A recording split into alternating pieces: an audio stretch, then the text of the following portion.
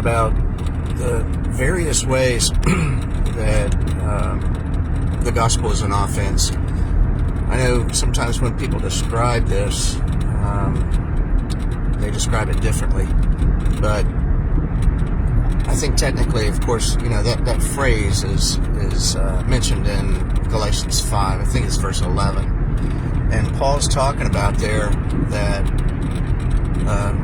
the message he preaches is an offense, and he's being persecuted for it. And the way to stop that persecution would be to stop preaching what is considered an offense, which is the exclusion of any works, any merit, any earning, boasting of the sinner, anything they could do to be part of making the difference between saved and lost, their justification or sanctification.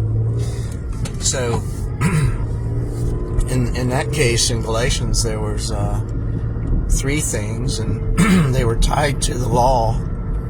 And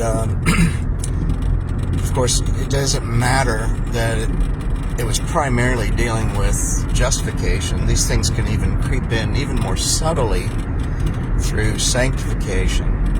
So in other words, any forms of conditions or works that would be something that you would be judged by to make it to be acceptable, to make the difference between saved and lost.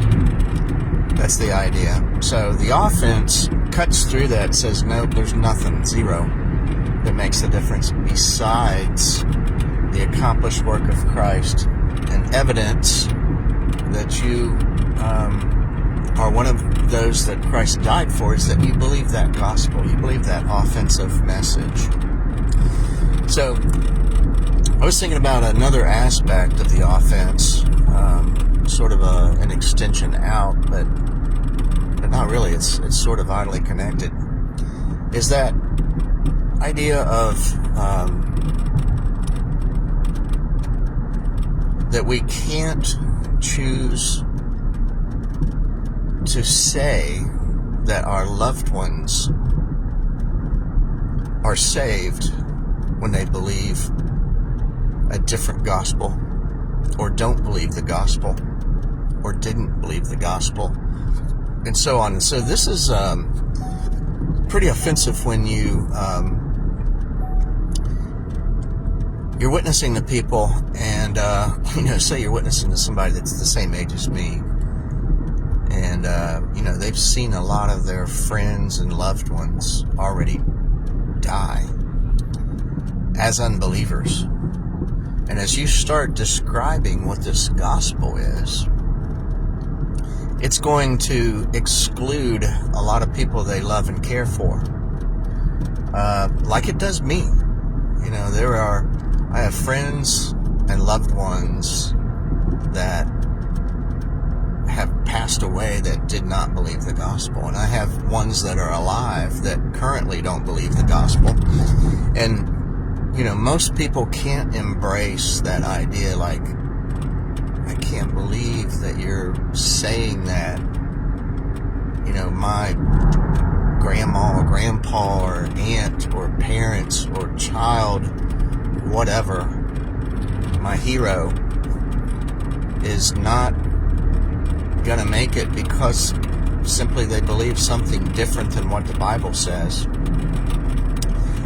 We have to come to terms with that. I have had to come to terms with that. I can't be biased toward any of my family, kids, grandkids, relatives, friends. But that's an offensive idea. It's an offensive idea. It takes a miracle of God's grace to be able to submit to this idea that there is only one true gospel, one way of salvation. That way must be true to qualify even as the gospel itself. It's an offense, and God will only be blessing to only the truth. He won't bless a lie. He won't use a lie. And this is very offensive. It's very rare that somebody would hear me talk like this and say, I agree. Very, very, very, very rare. Anyway, that's just my thought today. So I can't soften up the gospel. I can't apologize for it. I can't reduce it. I can't take away the offense. I can't do it. It'll make the gospel of none effect. It'll make the gospel void. In other words, it won't work. God won't use it because He doesn't use a lie. All right.